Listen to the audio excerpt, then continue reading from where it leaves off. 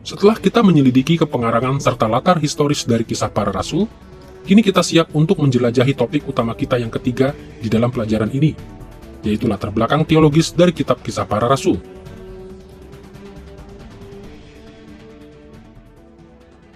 Sementara kita mempelajari kitab kisah para rasul, ada banyak pertanyaan teologis yang muncul di benak kita. Dari mana Lukas mempelajari perspektif teologisnya? Bagaimana ia memutuskan apa yang harus dibahasnya dalam kitabnya dan apa yang tidak perlu ia masukkan? Jawaban-jawaban bagi pertanyaan-pertanyaan ini bisa ditemukan di dalam latar belakang teologis Lukas.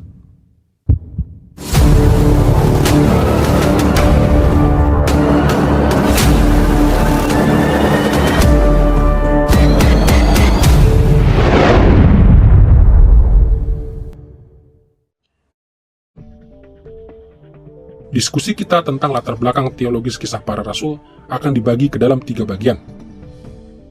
Pertama, kita akan menjelajahi fondasi teologi Lukas dalam Perjanjian Lama. Kedua, kita akan mempertimbangkan bagaimana teologinya ini dipengaruhi oleh keyakinannya tentang kerajaan Mesianis Allah. Dan ketiga, kita akan melihat bagaimana Injil Lukas, yang adalah jilid pertama dari karya Lukas, menolong kita untuk memahami pesan kisah para rasul. Mari kita mulai dengan fondasi Perjanjian Lama dari kitab kisah para rasul. Perjanjian Lama mempengaruhi penulisan Lukas setidaknya dalam 2 cara. Pertama, Lukas sangat dipengaruhi oleh pandangan Perjanjian Lama tentang sejarah secara umum. Dan kedua, ia sangat dipengaruhi oleh pembahasan Perjanjian Lama tentang sejarah Israel secara khusus. Mari kita perhatikan terlebih dahulu bagaimana pandangan Perjanjian Lama tentang sejarah secara umum menyediakan wawasan bagi teologi Lukas. Dalam karya besarnya yang berjudul Penzias, Blaise Pascal, sang filsuf Kristen abad ke-17, berbicara tentang 3 kebenaran penting yang telah dikenali manusia di sepanjang sejarah. Pertama, ia mengacu kepada kemuliaan dan keindahan ciptaan, serta ketakjuban yang memenuhi alam semesta, karena Allah menciptakan segalanya baik. Kedua, ia berbicara tentang konflik yang membingungkan di antara kemuliaan asali dari ciptaan dengan penderitaan dan kerusakannya di masa kini. Dan ketiga, Pascal berbicara tentang penebusan, pengharapan bahwa akan ada solusi bagi konflik ini. Refleksi-refleksi Pascal ini paralel dengan cara Perjanjian Lama membagi sejarah ke dalam 3 tahapan, yaitu penciptaan, kejatuhan ke dalam dosa, dan penebusan. Di dalam kisah para rasul, Lukas menulis tentang gereja mula-mula dengan cara yang mencerminkan perspektif rangkap 3 terhadap sejarah ini. Pikirkan periode penciptaan. Dalam Kejadian pasal 1, Allah menyiapkan dunia sebagai perluasan dari kerajaan surgawinya. Ia menata alam semesta, membentuk Firdaus di Eden, menempatkan umat manusia, gambar rajaninya, di dalam Firdaus tersebut, dan memerintahkan umat manusia untuk bertambah banyak dan berkuasa atas bumi, yang dimulai dari Eden dan terus sampai ke ujung-ujung bumi. Singkatnya, Allah menyiapkan panggung bagi perkembangan penuh kerajaannya di atas bumi ini. Kesadaran Lukas akan gagasan penting dari Perjanjian Lama ini tampak jelas dalam banyak bagian di kisah para rasul. Sebagai contoh, dalam pasal 4 ayat 24-30, Petrus dan Yohanes berbicara tentang penciptaan sebagai bukti pemerintahan rajani Allah atas bumi ini. Dalam pasal 14 ayat 15-17, Paulus dan Barnabas berbicara tentang penciptaan sebagai dasar untuk pemerintahan Allah atas bangsa-bangsa. Dalam pasal 7 ayat 49, Stefanus menegaskan bahwa Allah telah menciptakan dunia ini untuk menjadi tumpuan kakinya sebagai raja. Perhatikan kata-kata Paulus di Athena dalam kisah para rasul pasal 17 ayat 24-27 berikut. Allah yang telah menjadikan bumi dan segala isinya, Ia yang adalah Tuhan atas langit dan bumi, dari satu orang saja, Ia telah menjadikan semua bangsa dan umat manusia untuk mendiami seluruh muka bumi, supaya mereka mencari Dia, dan mudah-mudahan menjamah dan menemukan Dia. walaupun ia tidak jauh dari kita masing-masing.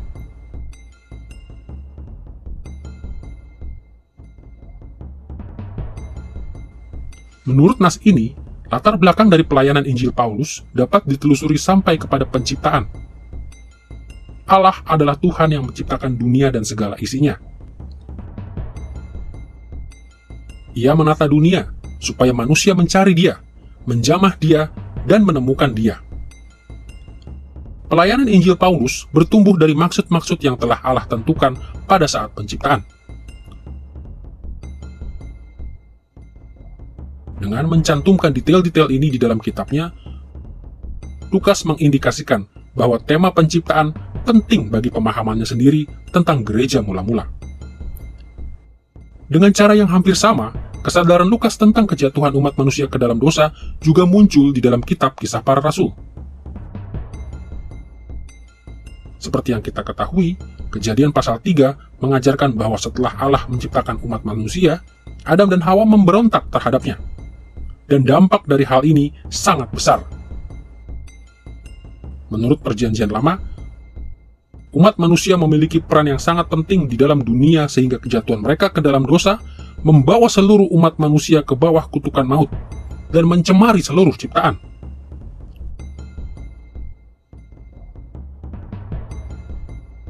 Lukas menulis tentang kesengsaraan karena dosa di banyak bagian di sepanjang Kisah Para Rasul. Kita menemukan rujukan-rujukan kepada kejatuhan dalam khotbah-khotbah Petrus dalam pasal 2 ayat 38 dan pasal 3 ayat 19. Dalam pembelaan para rasul di hadapan Mahkamah Agama dalam pasal 5 ayat 39-32. Dalam kata-kata Paulus kepada para penatua jemaat Efesus dalam pasal 20 ayat 18-35. Dan dalam khotbah Paulus di hadapan Raja Agripa dalam Kisah Para Rasul pasal 26 ayat 20. Kitab Kisah Para Rasul berulang kali mengilustrasikan bahwa segala sesuatu di dalam ciptaan, dunia jasmani, struktur perekonomian kita, sistem politik kita, dan bahkan gereja itu sendiri, menderita karena kejatuhan umat manusia ke dalam dosa. Untungnya, sejarah yang diceritakan Lukas dalam Kisah Para Rasul juga menunjukkan bahwa ia tidak hanya mempercayai ajaran Perjanjian Lama tentang penciptaan dan kejatuhan, tetapi juga menerima apa yang dikatakan Perjanjian Lama tentang penebusan.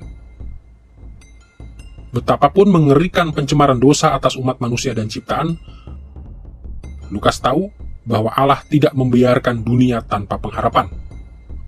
Perjanjian Lama mengajarkan bahwa Allah telah menebus atau menyelamatkan manusia dari kutuk dosa sejak dosa pertama kali memasuki dunia. Akan tetapi, lebih dari ini, para nabi Perjanjian Lama juga menubuatkan saat ketika dosa dan kutukannya akan dilenyapkan sepenuhnya dari ciptaan.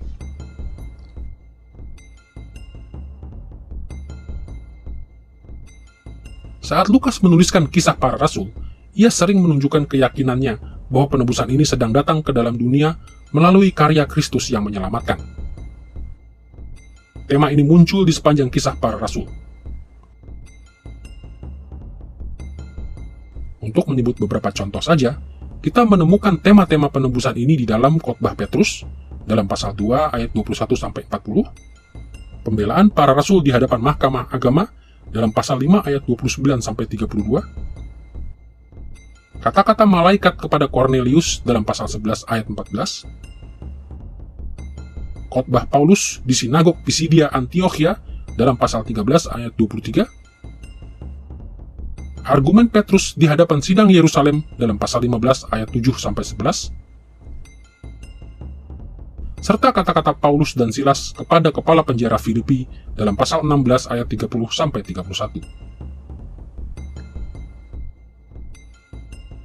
Saat kita mempelajari kitab Kisah Para Rasul, kita harus selalu ingat bahwa dalam penulisannya, Lukas sangat dipengaruhi oleh pandangan Perjanjian Lama tentang sejarah dunia.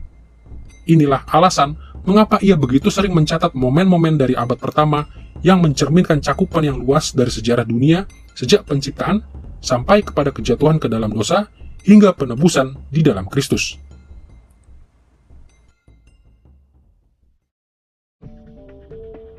Setelah kita melihat visi Perjanjian Lama tentang sejarah secara umum, Kini kita siap untuk beralih ke visi Perjanjian Lama tentang sejarah Israel secara khusus, serta bagaimana catatan Lukas dalam Kisah Para Rasul bergantung pada sejarah dari bangsa yang istimewa ini.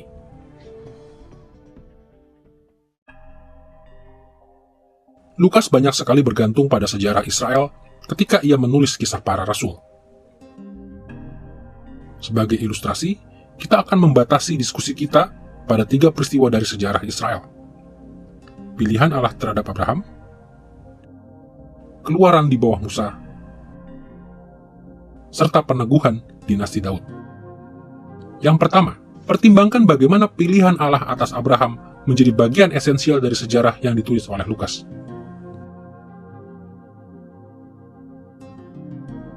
Kejadian pasal 12 ayat 1-3 mencatat pilihan Allah atas Abraham untuk menjadi bapa atas suatu bangsa yang istimewa. Di sana, kita membaca kata-kata berikut. Berfirmanlah Tuhan kepada Abram, pergilah dari negerimu dan dari sanak saudaramu dan dari rumah bapamu ini ke negeri yang akan kutunjukkan kepadamu. Aku akan membuat engkau menjadi bangsa yang besar dan memberkati engkau serta membuat namamu masyhur, dan engkau akan menjadi berkat. Aku akan memberkati orang-orang yang memberkati engkau dan mengutuk orang-orang yang mengutuk engkau. Dan olehmu semua kaum di muka bumi akan menjadi berkat. Menurut ayat-ayat ini, Allah memanggil Abraham untuk pergi ke tanah perjanjian untuk 2 tujuan utama. Di satu pihak, Abraham akan menjadi bapa dari suatu bangsa yang besar, menjadi masyhur, dan menerima banyak berkat rohani dan jasmani. Berkat-berkat Allah kepada Abraham dan kepada keturunannya akan menjadi demonstrasi simbolis bahwa masih ada pengharapan bagi keselamatan dari Allah, bahkan di dalam dunia yang telah jatuh ke dalam dosa ini. Akan tetapi di pihak lain, panggilan Allah jauh melampaui apa yang akan diterima oleh Abraham dan keturunannya.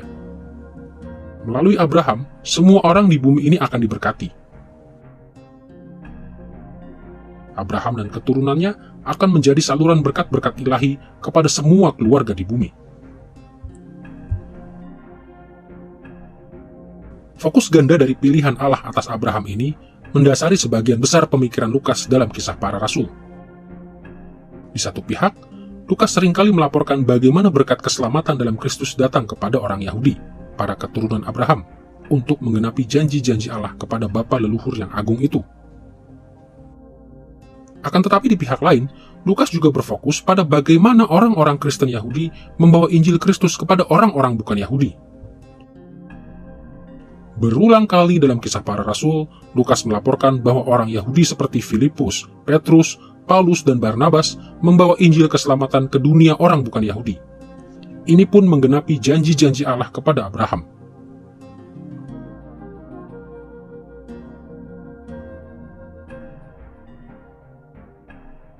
Yang kedua, perspektif Lukas dalam Kisah Para Rasul juga menunjukkan pemahamannya tentang relasi antara Musa dengan gereja Kristen.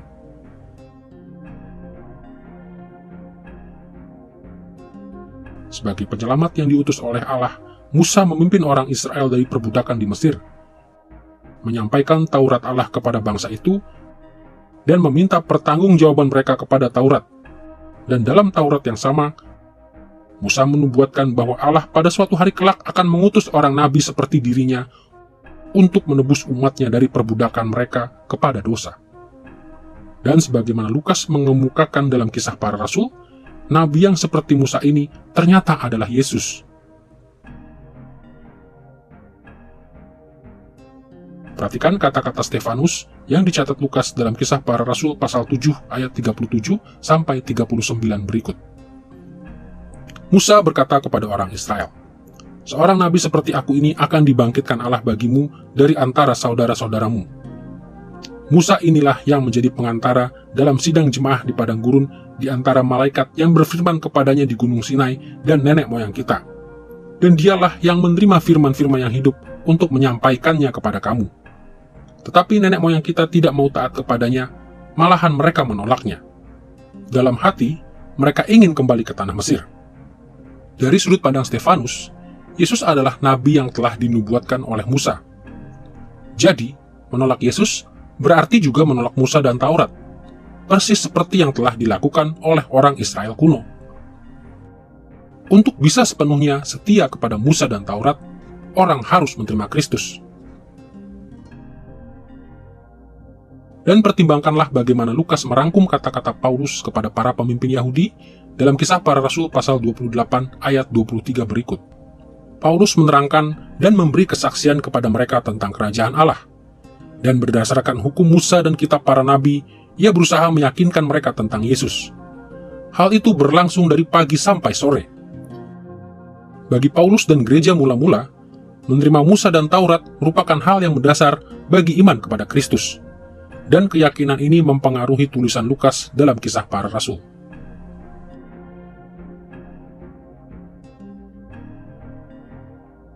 Yang ketiga, Lukas dipengaruhi oleh catatan Perjanjian Lama tentang dinasti Daud. Akan sulit untuk membayangkan tema Perjanjian Lama lain yang lebih penting bagi Lukas ketimbang peneguhan dinasti Daud sebagai dinasti permanen yang memerintah atas Israel.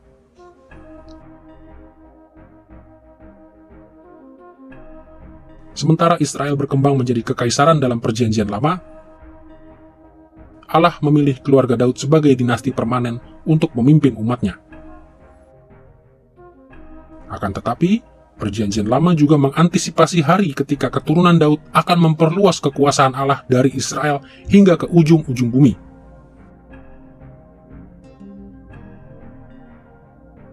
Sebagaimana yang kita baca dalam Mazmur pasal 22 ayat 8 dan ayat 17 berikut. Anak Daud akan memerintah dari laut ke laut, dari sungai Efrat sampai ke ujung bumi. Segala bangsa akan diberkati melalui dia, dan mereka akan menyebut dia diberkati. Sebagaimana yang dinyatakan oleh ayat-ayat ini, Abraham akan menjadi berkat bagi dunia ini melalui Daud yang adalah keturunannya. Akan tetapi, Daud tidak akan melaksanakan hal ini sendirian. Sebaliknya, salah satu keturunannya akan menjadi raja untuk memperluas kekuasaannya yang menyatakan kebaikan dan perdamaian atas seluruh dunia. Dalam kitab Kisah Para Rasul, Lukas secara mendalam menjelaskan pengharapan dalam dinasti Daud ini. Ia memahami bahwa Yesus adalah anak Daud, penguasa rajani dari kerajaan Allah yang sedang meluaskan kekuasaannya dari Yerusalem hingga ke ujung-ujung bumi melalui perantaraan gereja.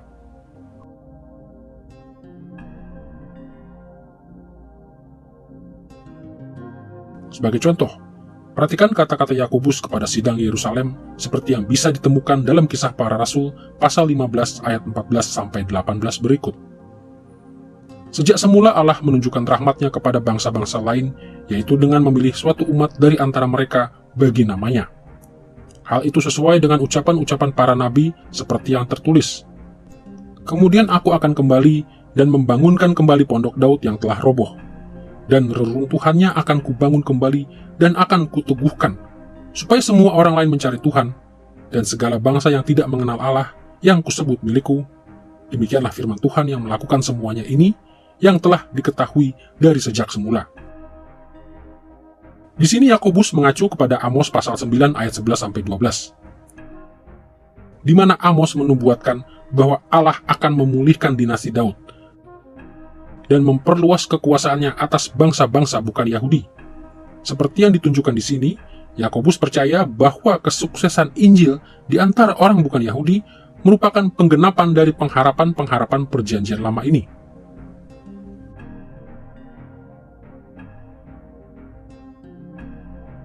Lukas ingin para pembacanya memahami bahwa Yesus adalah ahli waris dari janji-janji Abraham, sang nabi yang seperti Musa, serta raja terakhir dari keturunan Daud. Yesus telah naik ke tahtanya dan sedang menaklukkan dunia melalui proklamasi Injil serta pertumbuhan gereja, memperluas kerajaan keselamatannya dari Yerusalem hingga ke ujung-ujung bumi, sebagaimana yang telah dinubuatkan oleh Perjanjian Lama.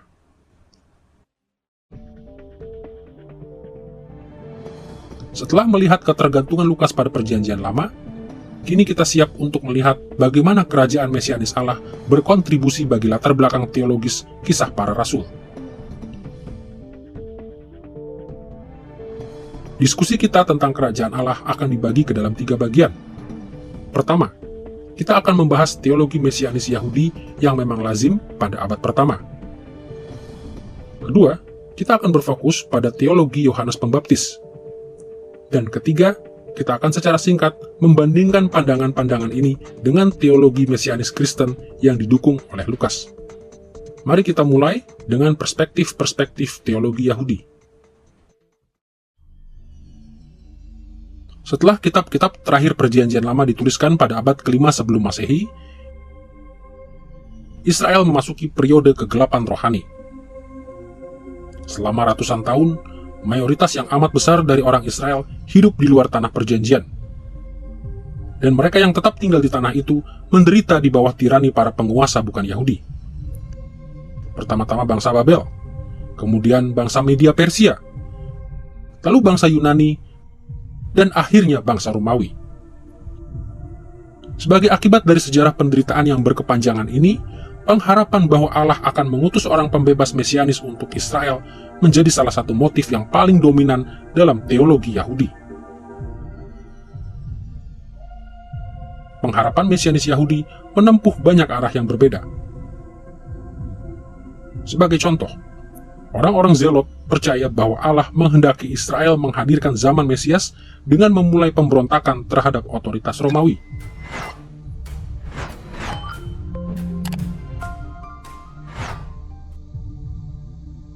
Berbagai kelompok apokaliptik percaya bahwa Allah akan secara supernatural mengintervensi untuk menghancurkan musuh-musuhnya dan mendudukan umatnya sebagai para pemenang. Ada juga kaum legalis, seperti kaum Farisi dan kaum Saduki yang populer, yang percaya bahwa Allah tidak akan campur tangan sebelum Israel mematuhi Taurat.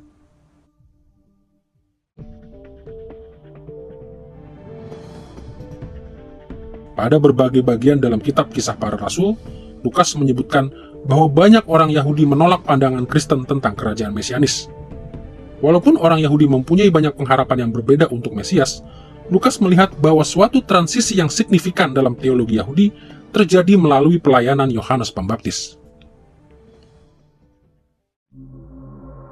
Baik Injil Lukas maupun kitab Kisah Para Rasul mengindikasikan bahwa Yohanes Pembaptis menyerukan pertobatan sejati serta memberitakan kabar baik bahwa Mesias akan menghadirkan kerajaan Allah di bumi. Dan lebih dari itu, Yohanes dengan tepat memperkenalkan Yesus sebagai Mesias.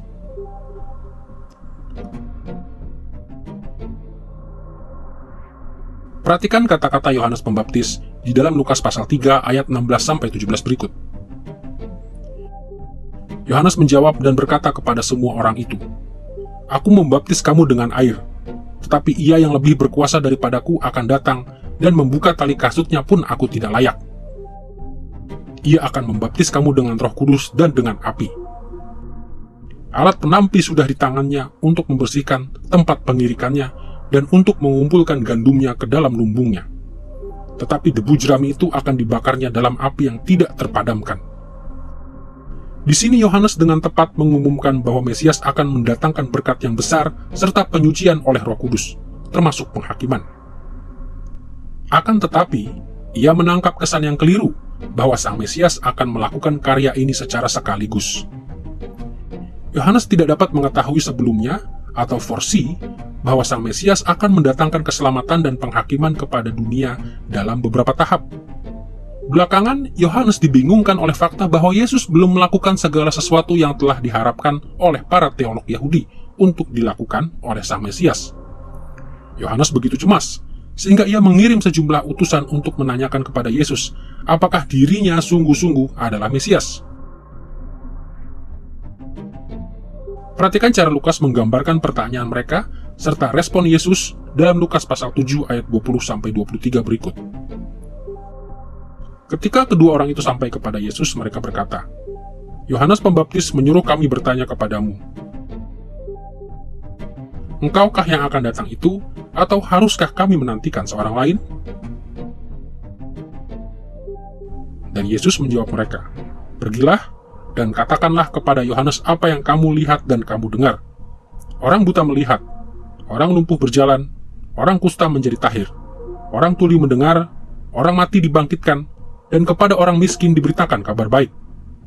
Dan berbahagialah orang yang tidak menjadi kecewa dan menolak aku. Dalam jawabannya kepada Yohanes Pembaptis, Yesus secara tidak langsung merujuk kepada sejumlah nubuat mesianis dalam kitab Yesaya. Ia melakukan ini untuk meyakinkan Yohanes bahwa ia sedang dalam proses menggenapi berbagai pengharapan nubuatan mesianis di Perjanjian Lama, walaupun ia belum menyelesaikan semuanya sekaligus. Yesus juga menguatkan Yohanes agar tidak mundur ketika melihat bagaimana karya mesianisnya itu dinyatakan.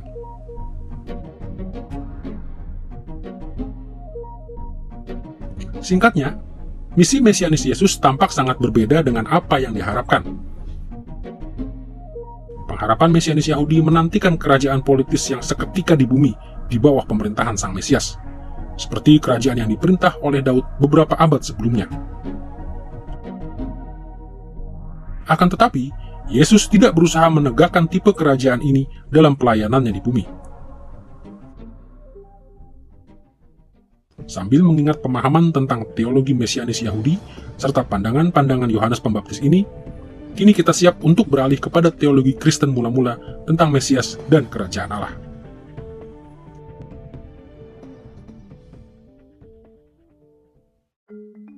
Di dalam tulisan Lukas, seperti juga di dalam bagian Perjanjian Baru lainnya, teologi mesianis Kristen sangat terkait erat dengan Injil atau kabar baik Kristen.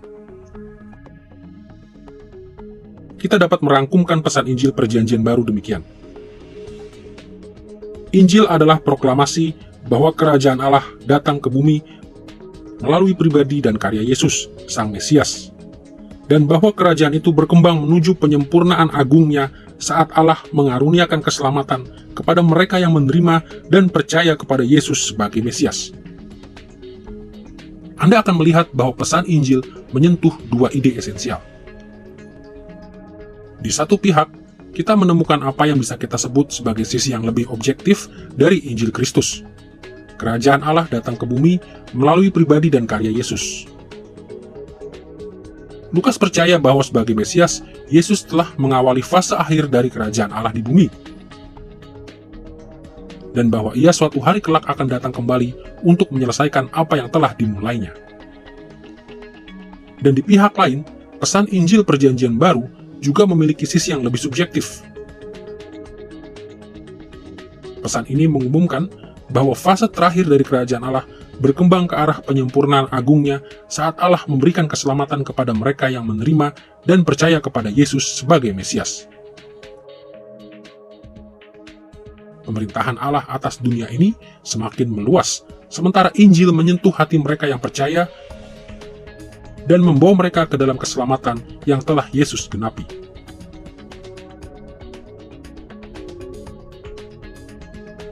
Di dalam kitab Kisah Para Rasul, Lukas menarik perhatian kita kepada dua dimensi Injil ini. Di sisi objektifnya, ia menekankan realitas karya keselamatan Allah yang agung dalam Kristus. Ia mencatat proklamasi gereja bahwa Yesus telah mati untuk dosa-dosa umatnya, bahwa ia telah dibangkitkan dari antara orang mati, bahwa ia memerintah di sebelah kanan Allah Bapa, dan bahwa ia akan datang kembali dalam kemuliaan. Sebagai contoh, perhatikan catatan Lukas tentang khotbah Petrus pada hari Pentakosta dalam Kisah Para Rasul pasal 2 ayat 22-24 berikut. Yesus dari Nazaret, seorang yang telah ditentukan Allah dan yang dinyatakan kepadamu dengan kekuatan-kekuatan dan mujizat-mujizat dan tanda-tanda. Dia telah kamu salibkan dan kamu bunuh. Tetapi Allah membangkitkan dia dengan melepaskan dia dari sengsara maut. Perhatikan bahwa proklamasi Injil Petrus mencakup fakta-fakta objektif tentang kehidupan, kematian, dan kebangkitan Sang Mesias. Akan tetapi Lukas juga menarik perhatian kepada sisi Injil yang lebih subjektif. Pada banyak kesempatan, ia menekankan pentingnya orang secara pribadi menerima kebenaran Kristus, sehingga kebenaran itu mentransformasi kehidupan mereka. Sebagai contoh, catatan Lukas tentang khotbah Pentakosta Petrus juga mencakup kata-kata ini dalam Kisah Para Rasul pasal 2 ayat 37-38. Ketika mereka mendengar hal itu, hati mereka sangat terharu. Lalu mereka bertanya, Apakah yang harus kami perbuat, saudara-saudara?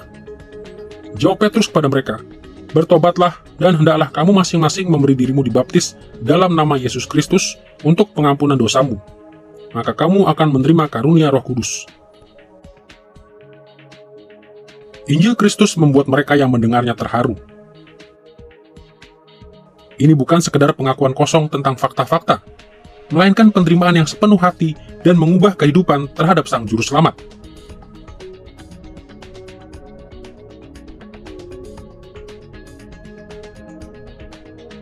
Seperti yang telah kita katakan, teologi Yahudi abad pertama percaya bahwa Mesias akan menegakkan suatu kerajaan politis saat itu juga.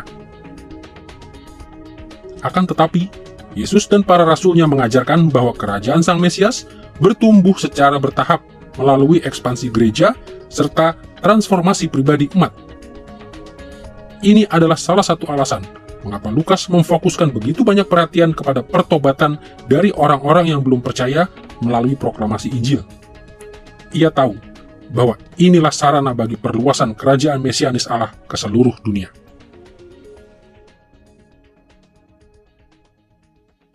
Sambil mengingat kontur yang luas dari visi Perjanjian Lama, kita perlu mempertimbangkan aspek ketiga dari latar belakang teologis kisah para rasul. Fondasinya di dalam Injil Lukas.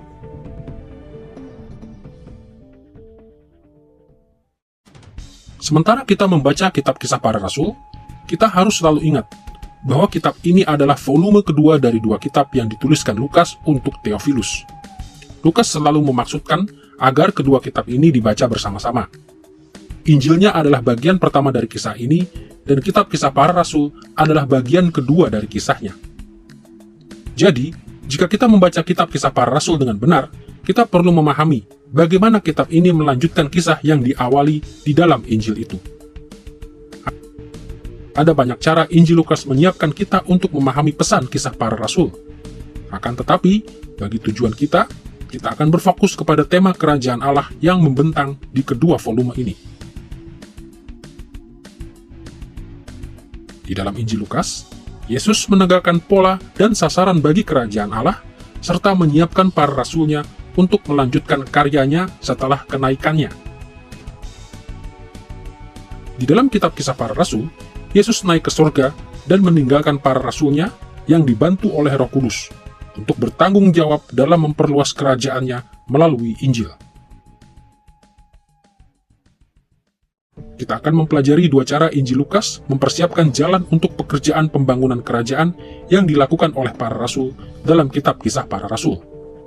Pertama, kita akan melihat Yesus sebagai pribadi yang mendatangkan kerajaan itu. Dan kedua, kita akan menjelajahi peran para rasul di dalam melanjutkan karya mendatangkan kerajaan setelah kenaikan Yesus ke surga. Mari kita mulai dengan Yesus sebagai pribadi yang mendatangkan kerajaan Allah. Di sepanjang Injilnya, Lukas menyatakan Yesus sebagai nabi yang memproklamasikan kedatangan kerajaan Allah, serta raja yang sedang menegakkan kekuasaan dari kerajaan itu dengan menduduki tahtanya.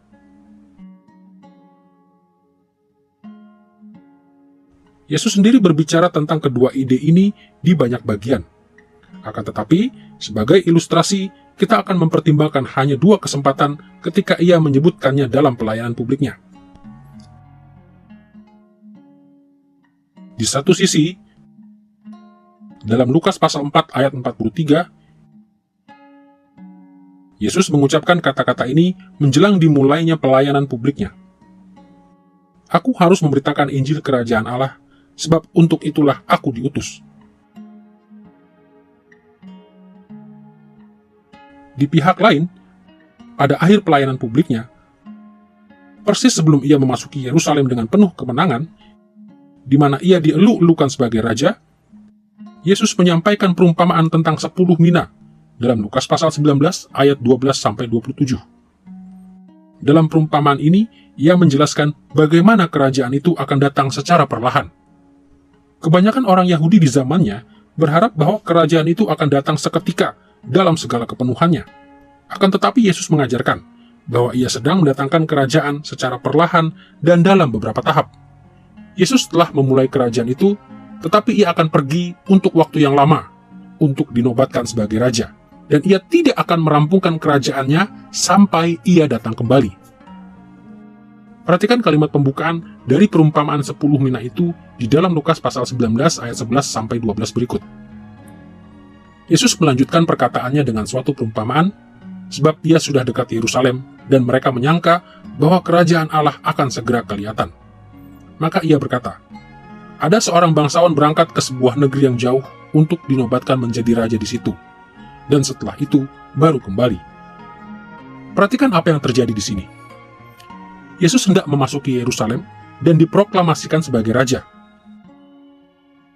Tetapi ia tidak ingin orang-orang itu berasumsi bahwa ia akan mengangkat dirinya sendiri sebagai seorang penguasa di bumi pada saat itu.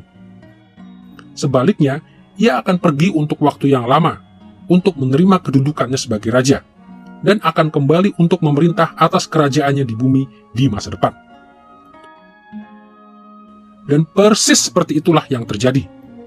Di Yerusalem, Yesus ditangkap dan disalibkan.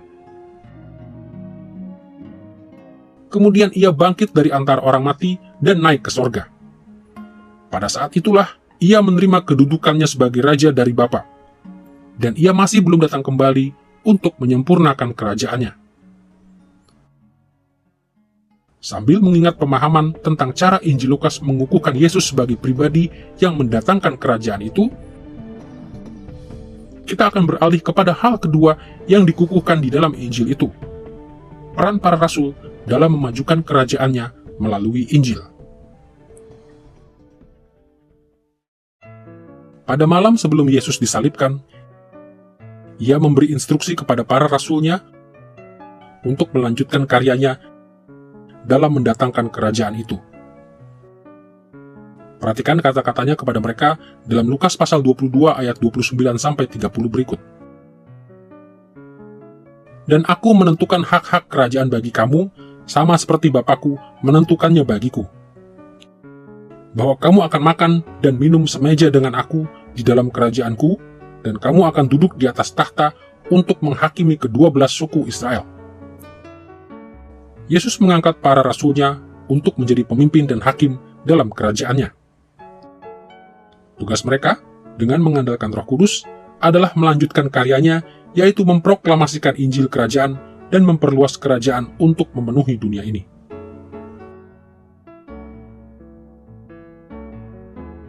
Jadi, kita bisa melihat Injil Lukas mengukuhkan bahwa inaugurasi kerajaan itu merupakan tugas utama Yesus, dan bahwa ia mengutus para rasul untuk meneruskan karya ini setelah ia naik ke surga. Kitab Kisah Para Rasul melanjutkan persis di mana Injil Lukas berhenti.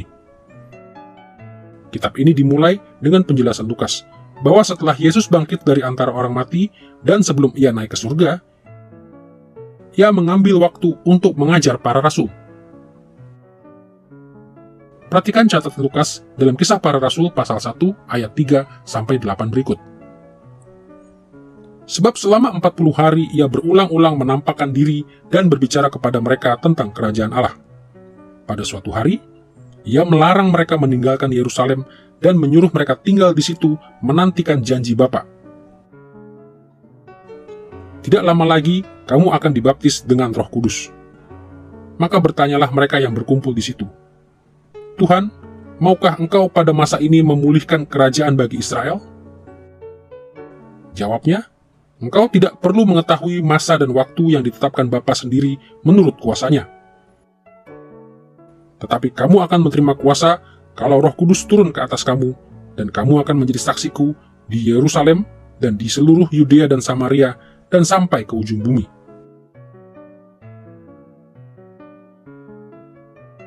Sekali lagi, Yesus mendorong para pengikutnya untuk tidak menantikan penggenapan kerajaan pada saat itu juga.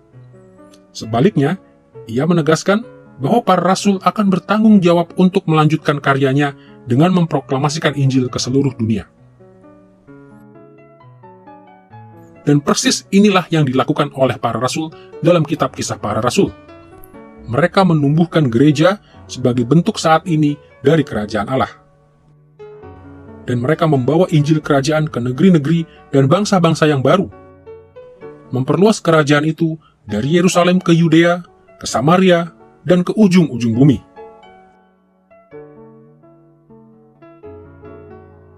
Perhatikan cara Lukas mengakhiri kitab Kisah Para Rasul di dalam pasal 28 ayat 30-31 berikut. Dan Paulus tinggal 2 tahun penuh di rumah yang disewanya sendiri itu. Ia menerima semua orang yang datang kepadanya.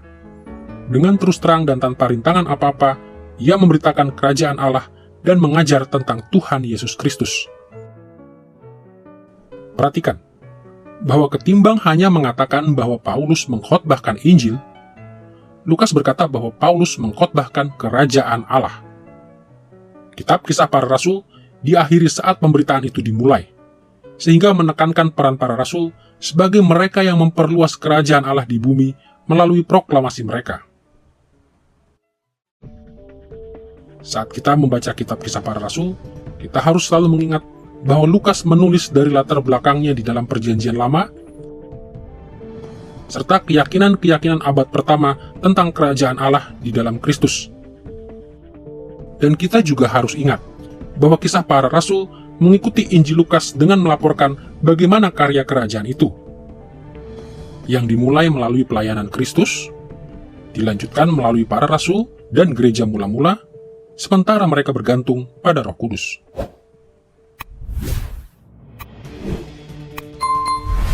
Dalam pelajaran ini, kita telah menyelidiki kepengarangan kitab Kisah Para Rasul.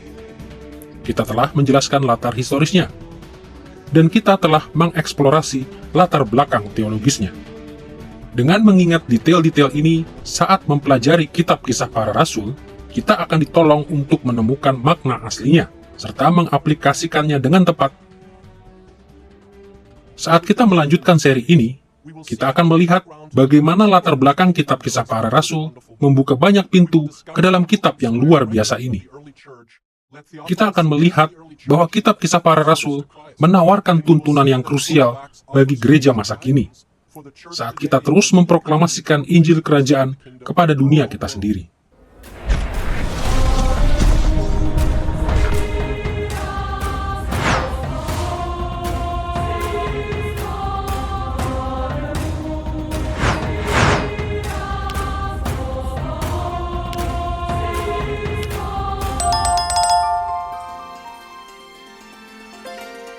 I believe in God the Father Almighty, maker of heaven and earth.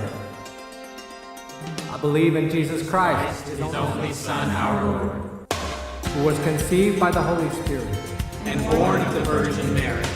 He suffered under Pontius Pilate, was crucified, died, and was buried. He descended into hell. The third day he rose again from the dead. He ascended into heaven and is seated at the right hand of God the Father Almighty. From there he will come to judge the living and the dead. I believe in the Holy Spirit, The Holy Catholic Church, the communion of saints, the forgiveness of sins, the resurrection of the body, and the life everlasting.